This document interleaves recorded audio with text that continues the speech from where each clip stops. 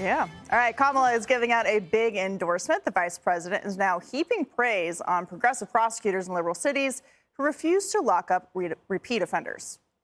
Having progressive prosecutors, for example, who can show what is possible and then show that it works and show that, frankly, it's not contrary at all to public safety. In fact, it is a better way, it is a very effective way, among other ways, to achieve public safety. Right. It is in the best interest of everyone that the community can trust law enforcement.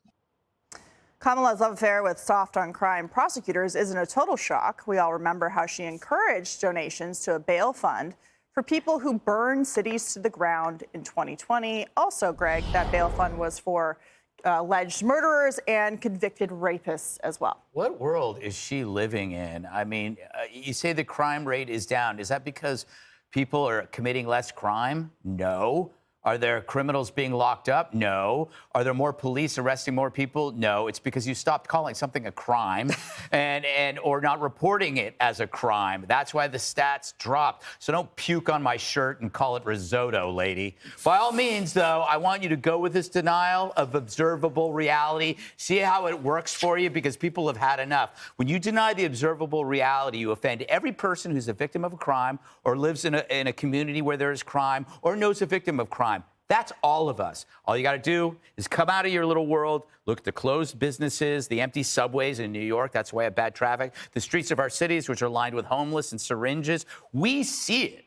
But the strategy right now is, whether it's crime or the border or inflation, deny the observable reality that everyone feels and just hope they forget. But we won't. Well, Kamala's boss, President Joe Biden, was at the White House yesterday denying those things. Let's take a listen.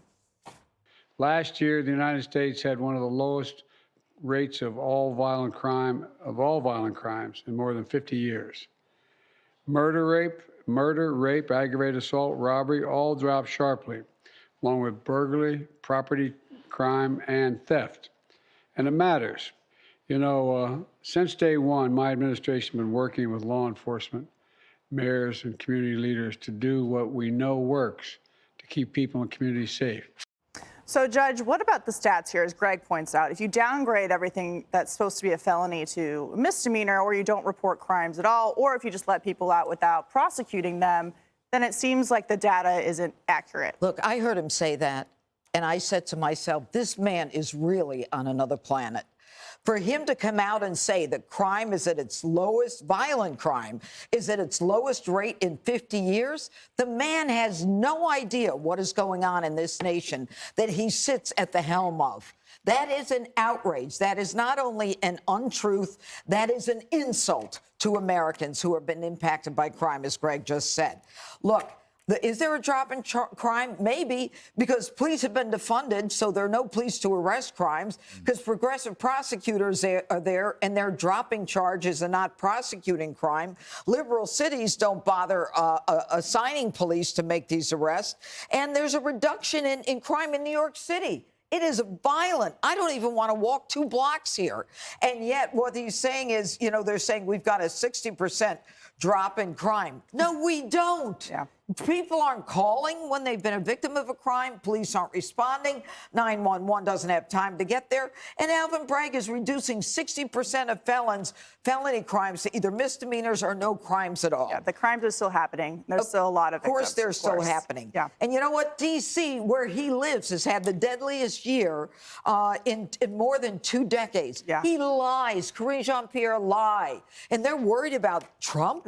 Well, speaking of Trump, Jesse, yesterday when the White House put this fact sheet out, they said during the previous administration, America saw the largest increase in murders ever recorded in 2020. Well, what was happening in summer of 2020 that the Democratic Party was endorsing? Well, I'm not even sure that was true, but yeah, 2020 was a disaster. And a lot of that was happening because people like Joe and Kamala bailed out rioters. So they committed more crimes.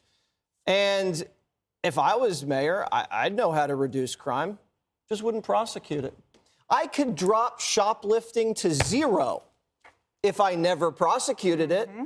It's a numbers scam, and people actually listen to this guy, and they believe him. Now, Kamala's crazy because Kamala's talking about DAs that are treating black Americans differently than everybody else. She is talking about Soros prosecutors that go in and see someone and say, you know what, he's had a hard life, victim of white supremacy. We're going to give him a second, third, fourth, fifth, and sixth chance.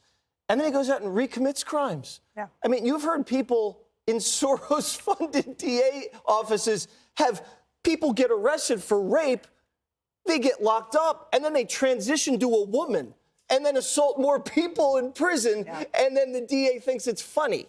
There's nothing to be proud of with Soros-funded DAs. They're all radicals, and they're all have blood on their hands. Jessica, and if you say you love me, that will make up for it. Hard no on the love. Yeah, maybe by the end of the show. So I guess the idea is that we're not supposed to talk about actual facts, that we should only appeal to emotion on this. And two things can be true. It can be true that there are scary things going on the subway. I take the subway to and from work every single day. That my deodorant is locked up at the CVS, which is really annoying. That explains it. Those are my pheromones. It's the pregnancy. But the reality is the numbers that he's talking about. And the Brennan Center looked into the specifics of where the increases were and the decreases and found that it was equally spread across Democratic and Republican cities. These are national trends. That means that in rural America and in urban America, we are seeing these drops. And they are notable, that violent crime would be down in cities with over 1 million people by 15%. That's, it's a big they deal. were at like 30-year highs. Well, they weren't. That's like saying everyone he's also bringing likes to inflation pretend down. like they weren't alive Inflation's in the 1990s. down from a 30-year high. Okay. So there also still remain Republican-run cities where the mayors are Republicans, your favorites, and they have much higher crime rates than we do here or in the cities Then New like York, Chicago, Baltimore, Yes, Washington. New York. There was a whole thing. Tommy Tuberville embarrassing himself again, talking about Alabama versus New York.